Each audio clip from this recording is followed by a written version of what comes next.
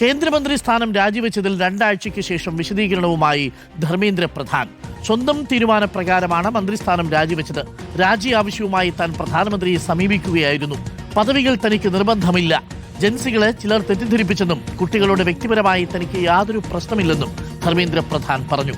ഒഡീഷ ഭുവനേശ്വറിലെ ഒരു പൊതുപരിപാടിയിലായിരുന്നു പ്രതികരണം. ആദിൽ പാലോടുണ്ട് കൂടുതൽ വിവരങ്ങളുമായി. Adil Palode, very good morning. Adil Palode, രാജിവെച്ചതിന് ശേഷം ധർമ്മേന്ദ്ര പ്രധാന്റെ ആദ്യത്തെ പ്രതികരണമാണ്.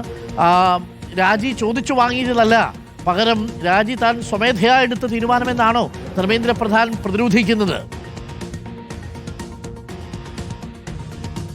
ഉറപ്പായും തന്റെ രാജിയിൽ ന്യായീകരണം ആവർത്തിക്കുകയാണ് ഒരുപക്ഷെ ധർമ്മേന്ദ്ര പ്രധാൻ ആദ്യഘട്ടത്തിലൊക്കെ ജൻസി സമരത്തെ തള്ളിപ്പറഞ്ഞിരുന്നു. ഭീകരവാദികളുടെ ബി ടീമാണ് ജന്തർ മന്ദറിൽ സമരം നടത്തുന്നത് എന്നായിരുന്നു ആദ്യഘട്ടത്തിലെ പ്രതികരണം. പിന്നീട് സമ്മർദ്ദം മൂലം RSSന്റെ കൂടി നിർദ്ദേശപ്രകാരം രാജിയിലേക്ക് പോകേണ്ടി വന്നു.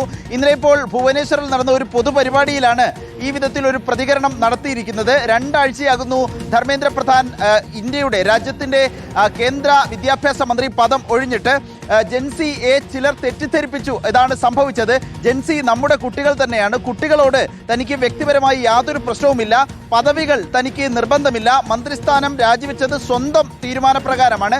തനിക്ക് രാജിവെക്കാൻ താല്പര്യമുണ്ടായിരുന്നു. ഒരു പ്രശ്നത്തിലേക്ക് യുവതയെ വഴി നടത്താൻ തനിക്ക് താല്പര്യമില്ലായിരുന്നു. അതുകൊണ്ട് മോദിയെ കാണുകയും പ്രധാനമന്ത്രിയോട് രാജ്യസന്നദ്ധത അറിയിക്കുകയും ചെയ്തു. അങ്ങനെയാണ് പ്രശ്നം പരിഹരിച്ചത് എന്ന് ഭുവനേശ്വറിലെ ഒരു പൊതുപരിപാടിയിലാണ് ധർമ്മേന്ദ്ര പ്രധാൻ സംസാരിച്ചിരിക്കുന്നത്. 2 ആഴ്ചയ്ക്ക് ശേഷം രാജിക്ക് ശേഷം രാജി വിശദീകരിക്കുകയാണ് ധർമ്മേന്ദ്ര പ്രധാൻ. അപ്പോഴും തനിക്ക് തെറ്റുപറ്റിയെന്നോ ആ രൂപത്തിലുള്ള ഏതെങ്കിലും പ്രതികരണമില്ല. ന്യായീകരിച്ചുകൊണ്ടുള്ള ഒരു പ്രസ്താവനയും പരാമർശവുമാണ് ധർമ്മേന്ദ്ര പ്രധാൻ രാജിക്ക് ശേഷവും വിശദീകരണമായി നൽകുന്നത്. Arun, thank U.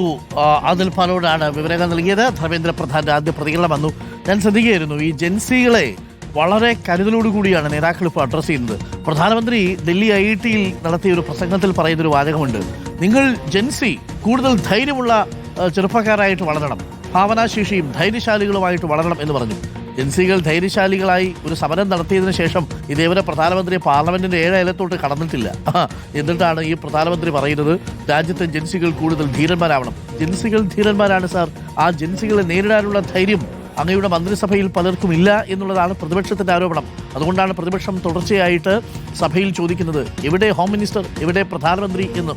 ജൻസികളോട് സംസാരിക്കാനുള്ള ധൈര്യം ചിലർക്ക് കുറയും.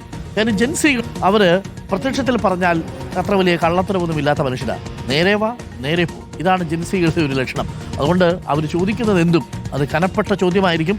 മറുപടി ഉണ്ടെങ്കിൽ മുമ്പിൽ പോയി നിൽക്കും, ഇല്ലെങ്കിൽ അവർ തൊലി ഉരിച്ചു പോകും. ഇതാണ് ജൻസികളുടെ ഒരു കാര്യം. ജൻസികളുടെ രാഷ്ട്രീയത്തെ പ്രത്യേകമായി തന്നെ അഡ്രസ്സ് ചെയ്യണം. അതിലും വിളഞ്ഞ വിത്തുകളാണ് ജൻ ആൽഫ.